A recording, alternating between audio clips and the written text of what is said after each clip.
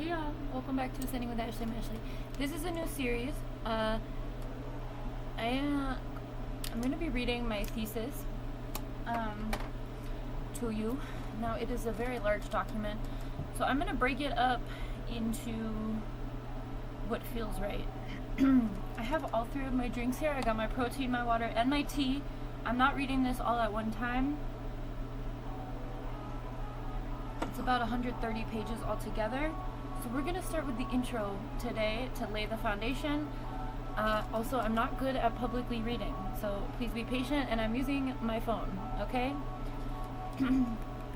I just think that this information needs to get out there. So yeah, I'm also not doing this because I feel like I'm the bomb.com.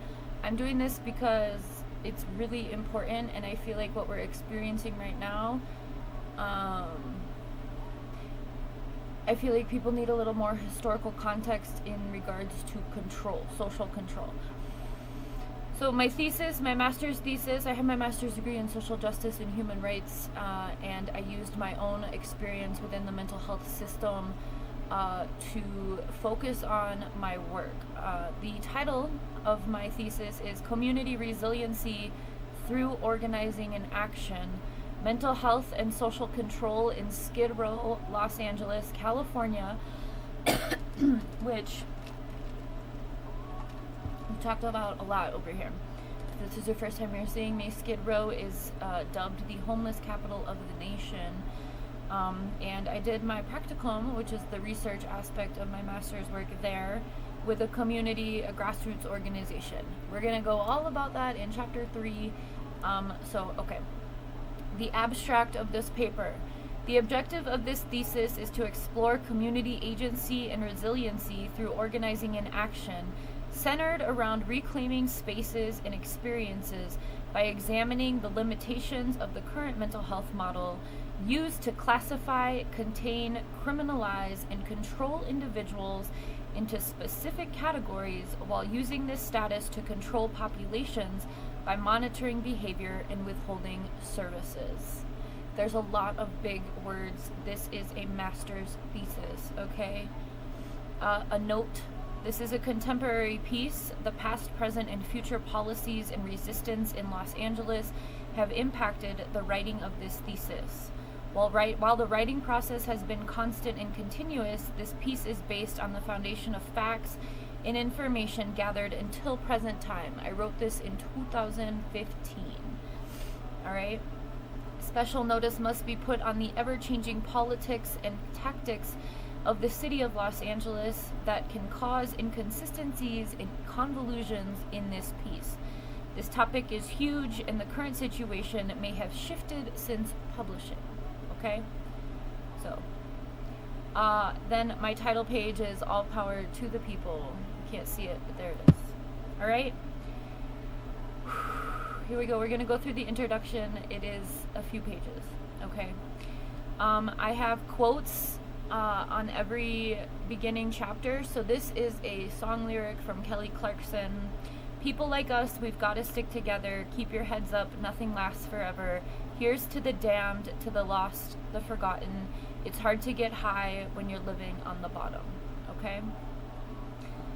Alright, give me a sec. Here we go.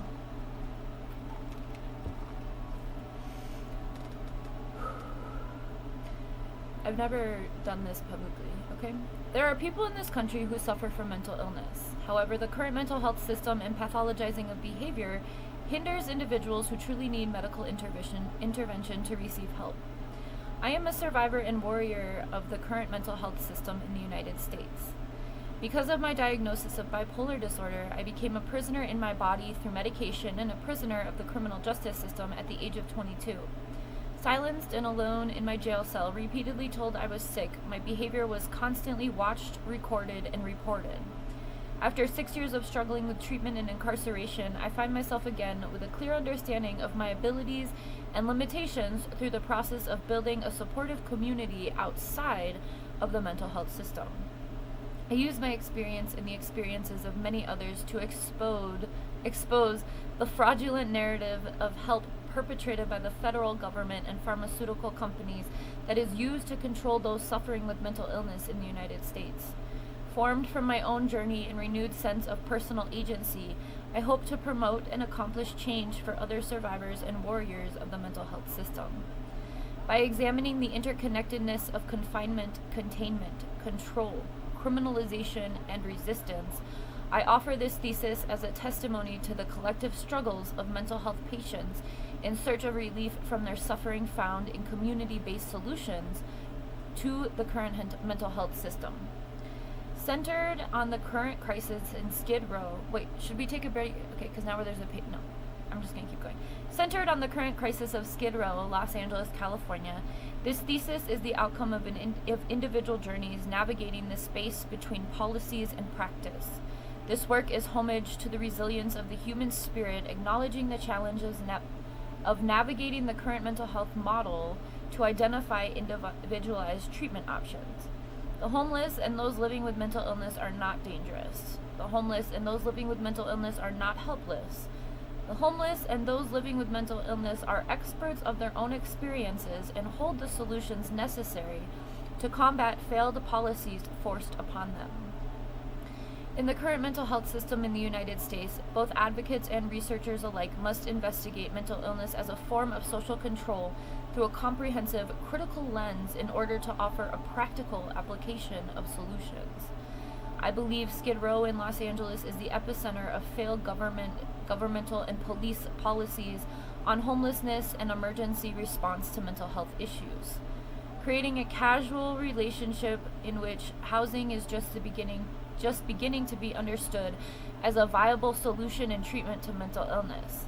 Many times, mental illness is the result of unprocessed trauma, and homelessness only adds to the stressors the existing complications that result in a vicious cycle of illness without support. Sorry, my brain is trailing off. I'm trying to stay present. At the same time, mental illness can be the cause of or contributing factor to homelessness, as there are not enough resources available for treatment, causing those who are diverted into the criminal justice system to be stuck in a revolving door of incarceration and quick pharmaceutical fixes instead of considering lasting solutions like homes. The city of Los Angeles continues to pass policies used as criteria for the homeless and mentally ill to qualify for affordable housing and services, like from the federal government. The County of Los Angeles continues to implement changes in housing and healthcare services, linking entities with the guise of convenience. However, the interconnectedness of services leaves too many cracks in the system, continuing the lack of accountability and systemic awareness. This serves as a form of social control in which patients categorized and stigmatized without assessing the root of the problem. Skid Row is the geographic location I examined, specifically east of Main Street, west of Alameda, south of 3rd Street, and north of 7th Street. It is a district that covers a roughly 50-block area located between the financial area of downtown Los Angeles and the alarmingly dry riverbeds of the Los Angeles River. With a deep, rich, and dark history, Skid Row, as it currently stands, is the direct result of the war on drugs, which began in the early 1980s. Since then, the demographics of Skid Row have transitioned from a predominantly white, middle-aged, working-class group of men to young and black almost overnight. General Dogon, a lifelong resident of Los Angeles and a human and civil rights organizer working in Skid Row, said the containment zone is the result of the government infiltrating weak and out-of-control communities with cocaine in order to pacify the people of South Central, Watts, and Compton. Those are predominantly black communities in LA. According to the Los Angeles Community Action Network, LA CAN, the main organization working with the 15,000 residents of Skid Row, 35% are homeless in transitional housing, temporary shelters, tents, or encampments lining the sidewalks. About 40 to 60% of residents in Skid Row suffer from a mental health condition. 75% of residents are black, and almost all residents don't. Now I have to mother. Hang on. 75% of residents are black, and almost all residents, 95%, are extremely low income, contributing to the marginalization of the community. Skid Row is home to the highest concentration of homeless residents suffering from mental and physical health issues in the country, and concurrently, Skid Row has the highest concentration of police presence in the United States of America. With support from the City of Los Angeles, the governing bodies, and the businesses concerned with homelessness's impact on the local economy, money continues to be allocated to the ever-increasing budget of the LAPD, the Los Angeles Police Department, with the goal of reducing or eliminating the agency of homeless and mentally ill residents. The Los Angeles Police Department monitor the streets of Skid Row and are arresting and transporting community members all over the county for simple infractions, warrants, or tedious violations of parole or probation under the guise of safety. The LAPD move people with impunity to hospitals, mental institutions, detox programs, and jails by enforcing laws that serve to criminalize the poor. The abuses of power often leave residents suffering from trauma or the internalized oppression the homeless and mentally ill experience through lack of agency brought on by the power structures, contributing to mental health issues within the confines of Skid Row. Skid Row shows true resiliency and power, drawing from 1,000 different experiences, wisdoms, and talents. The tented encampments lining the streets of Skid Row are home to thousands of individuals who suffer from the failed mental health system initiated over 3 decades ago to benefit the elite while ensuring control over the poor and working class. With all odds against them, the community of Skid Row exemplifies an intense determination to survive and thrive. I literally never knew community until I got to Skid Row as a white person coming from suburbia. First time in my life I experienced real community. Okay, now we're almost to the end. I'm going to read the rest of the intro, which is 3 more pages. We're going to go through the methodological design and then the outline of each chapter, and then I'm going to let you go for today. Methodological design.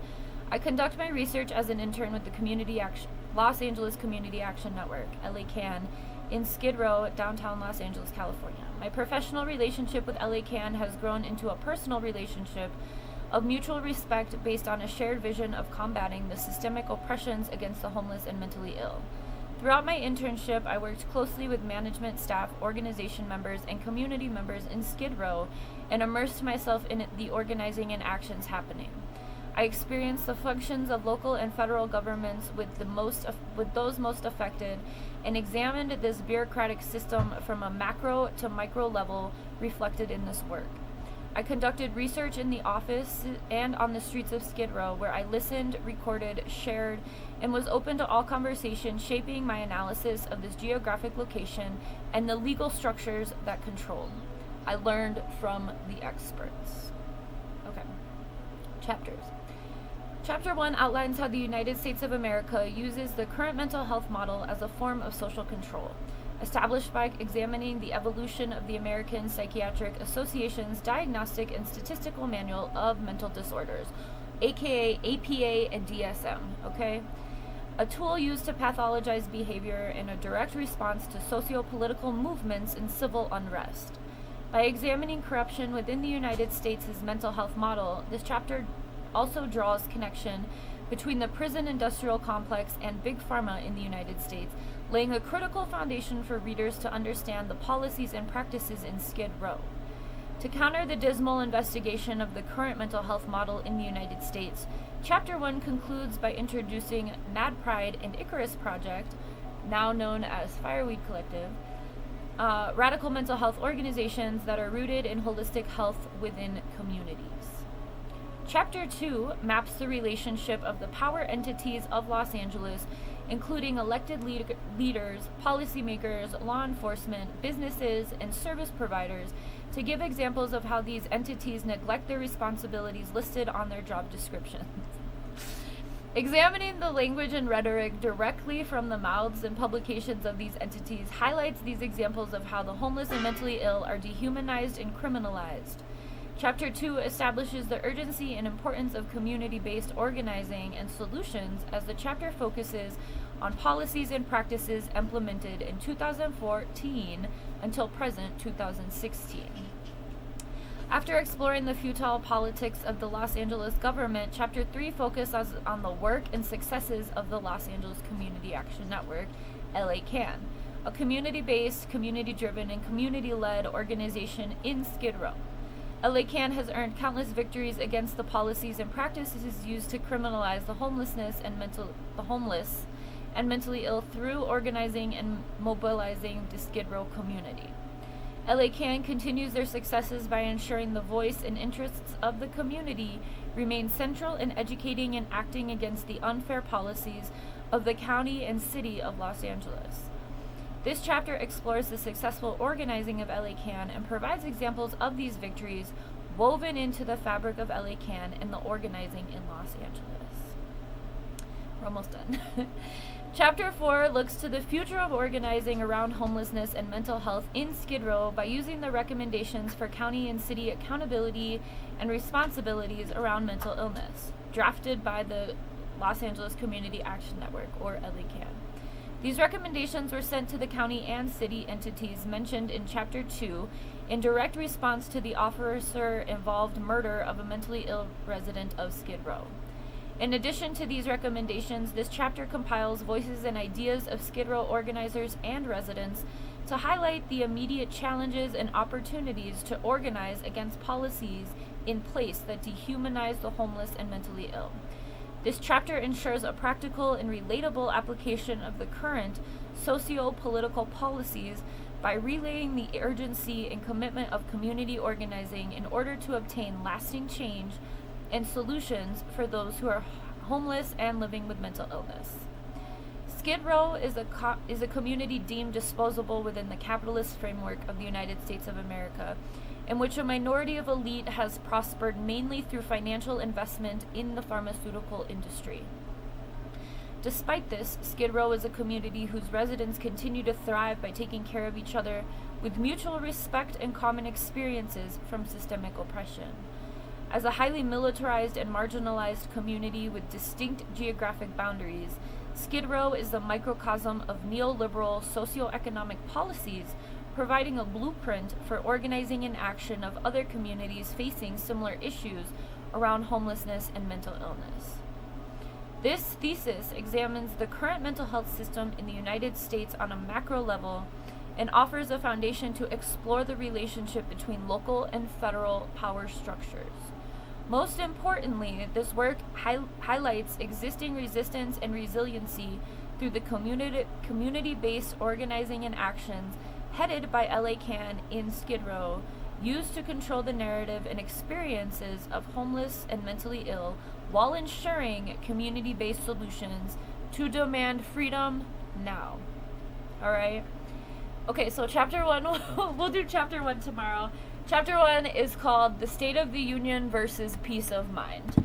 And I will read that one either later today or, I don't know, I kind of want to get this done because I don't like reading. Thank you for being here. I hope you enjoyed. I hope you're excited. Chapter 1 is really, really, really, really important, so come back for that at least, okay? Have a good one.